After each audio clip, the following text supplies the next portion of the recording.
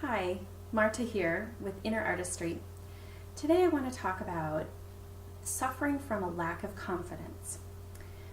I know many of us who are in artistic endeavors have a voice or a feeling that shows up regularly saying that we aren't good enough, we don't have enough skills, oh, we made a mistake, it's the end of the world, any of those things. And doing something artistically, often we're putting it on the public, so there's a sense of judgment that goes along with it, not just internally, but expecting it externally.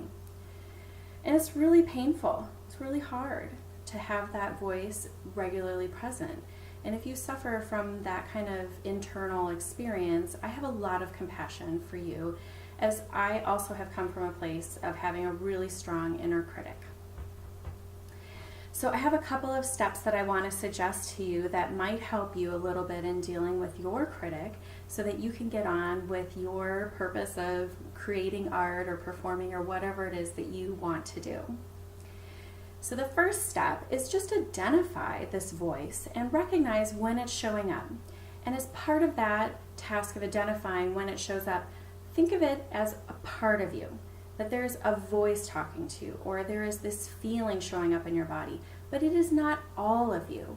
It is simply a part of you that is holding these concerns. And when you think of it as a part of you, then you can develop a relationship with it from the true, authentic you and the part that holds these strong concerns about not being good enough. And as you start to look at it as a part, see if you can find a little bit of curiosity towards it. Why is this part so strong? What is its concern? And does it show up in certain areas of your life more than others? Does it have a regular refrain that it says?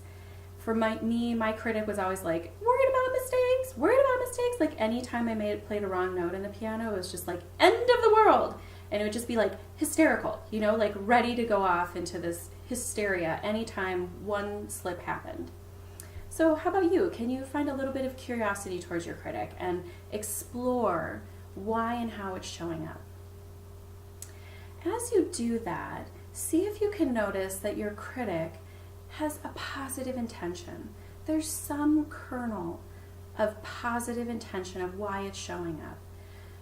For me, it was just that it wanted me to play better, it wanted me to do better, it wanted me to try harder, and it was a way of trying to motivate me.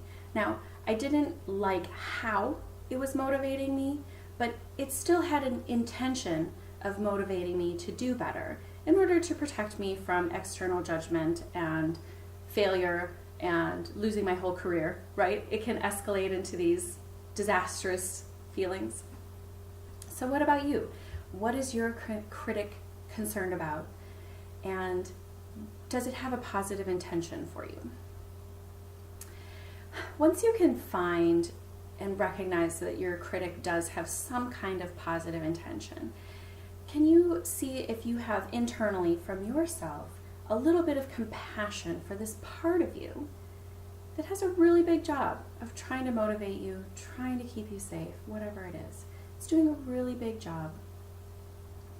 If you find a little bit of compassion for this part, oftentimes it can soften, just like relating to a person. If we approach another person with compassion, we're more likely to develop a relationship and get results rather than approaching from a standpoint of, go away, right?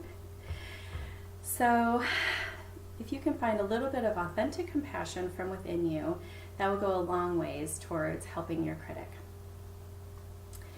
If this resonates with you, I encourage you to check out my blog at innerartistry.space and sign up for my newsletter where you'll receive 2 more videos on dealing with fear. One is about building your own confidence highlight reel, which can also help with that critical voice or lack of confidence, and another one on getting to know your fear. Again, that's innerartistry.space. All right, have a great day. Bye now.